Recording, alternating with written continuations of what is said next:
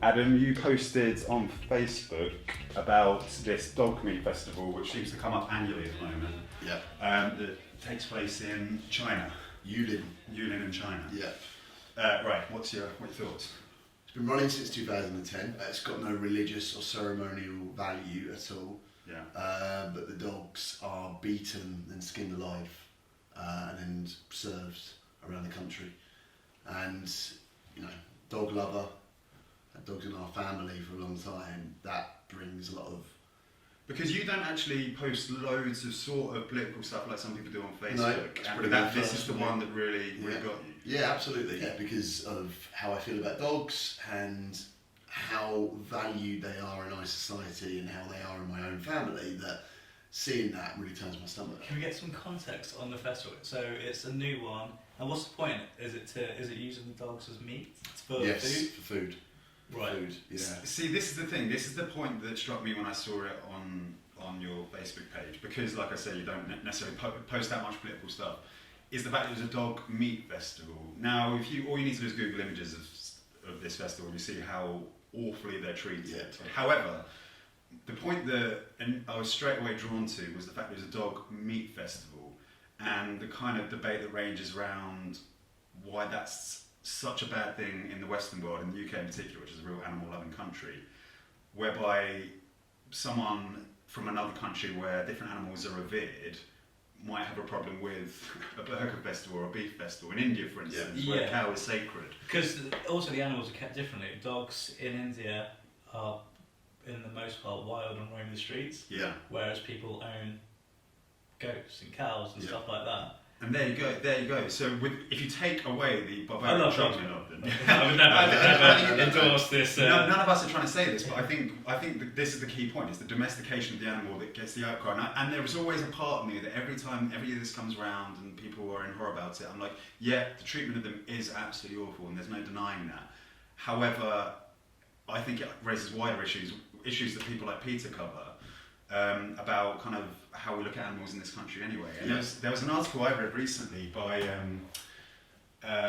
this stand-up comedian Ramesh Raghunathan, you know that dude? Yeah. Yeah, he wrote an article in The Guardian. He was talking about kind of the imprisonment of animals in zoos and things like that. And it got me thinking more and more, because you posted this up and I read this article and started thinking about it a lot, that it's purely a basis of what we find taboo. Yeah. And if you think about it, the eating of meat as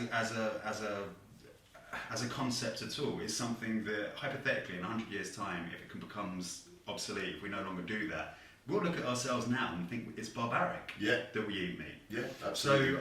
So I see something like this dog festival, and in no way am I condoning it, but I look at it and think it's taboo because of values we've established because of the domestication of dogs. Yeah. It's not attitudes necessarily and culture that are Massively. linked to it, and I suppose through generations that we've always seen dogs and cats as family. Well, this is and it. friends. Yeah. Whereas on a wider societal level, though, isn't it? But it's leaning towards the more intelligent animal that we, I guess, become like closer to. So or one that adds most value.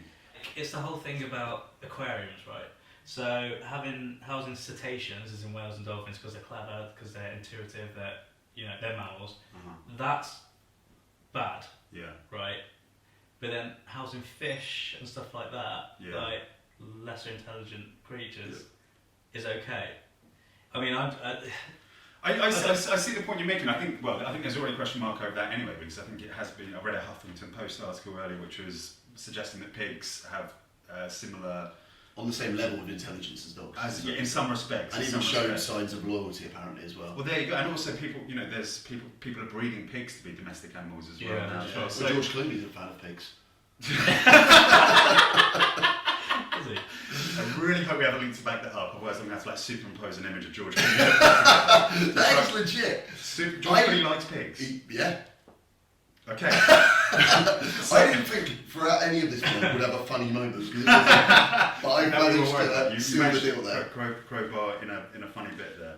I fundamentally disagree with captivity. I think it's wrong. I think we're kind of all housing a bit of a messiah complex, and that the human race is all everything, so we control these animals. But I guess the flip side of that is having zoos and and aquariums, I guess kids are learning at a younger age about these things that they might not know about otherwise, and if you see them in the flesh or whatever, you kind of create a stronger attachment. So it's an education there. But that's interesting you mentioned that, because in this article, the Guardian article, he talks about how, and other people have been talking about how, David Attenborough documentaries get so close to wildlife these days anyway. I mean, if you look at the most recent series of Planet Earth,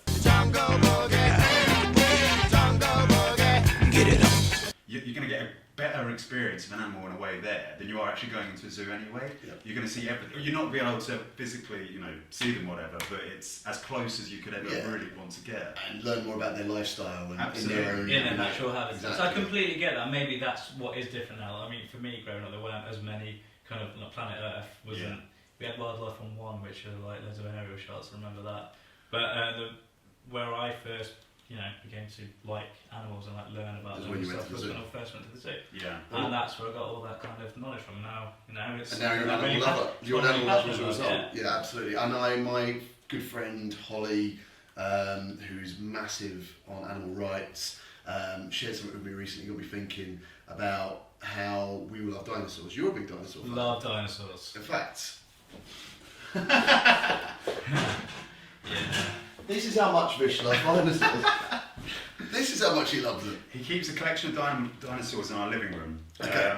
So 28. The point was, with dinosaurs, I know a lot about dinosaurs, you know a lot about dinosaurs, I'm not sure about that actually. But we all like This is Stegosaurus. Triceratops. Oh, Triceratops, got it wrong.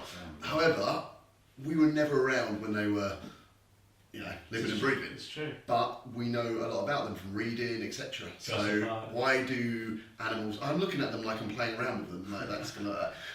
Why do they have to be behind bars? No, I completely or captured for us to learn about them? Like you said, through David Attenborough, there's other ways and other means. So is zoos a thing of the past? You've got to judge everything on history, right? Where have we come from? Where are we going? If you're looking at that as a trajectory, I think they will be. I think the zoos have got better, certainly, there's no denying that, but if you look at the ones that have closed down, the treatment, how closely we inspect the treatment of animals, I think it's, I'm not going to say inevitable, but I think that's the direction we're heading. Likewise, I think our attitude to meat, now we quite happily take the piss out of vegetarians and vegans, like, why doesn't this person like vegans never existed almost 10 years ago. ago. Well, probably a bit longer than that, but yeah.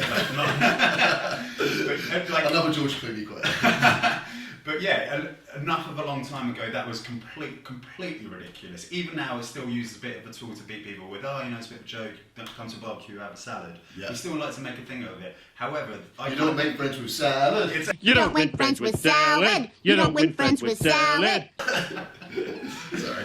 But yeah, that kind of thing, exactly. But I genuinely think that, within our lifetime, I think there'll be serious changes on that front, whereby we're questioning whether or not that's something we even need to pursue. Is there a spectrum of support for animal welfare though? Like, I disagree with kind of animals in captivity, but I eat meat. It's laden with hypocrisy. We know that. None of us are vegetarian. It goes back to the dog festival then, I guess. Well, absolutely it does. People sign petitions, absolutely, it's barbaric, it's horrible. Let's try and push them in that direction. There's a slight bit of Western superiority here saying, 100%. Get rid of this now, we've stopped it, and so should you, kind of thing. Especially when we haven't got our own shop in order with regards to the various issues we just talked about. I think as well, what point are we trying to make with this vlog right now? It's more about, is it just nudging and influencing behaviour slightly? Because I know from just thinking about it and talking about you guys, I've changed my mind on a few things as well. So I hope we can do that for other people then. For sure. Or just to get them thinking differently to how they currently think. So. Absolutely, man, absolutely.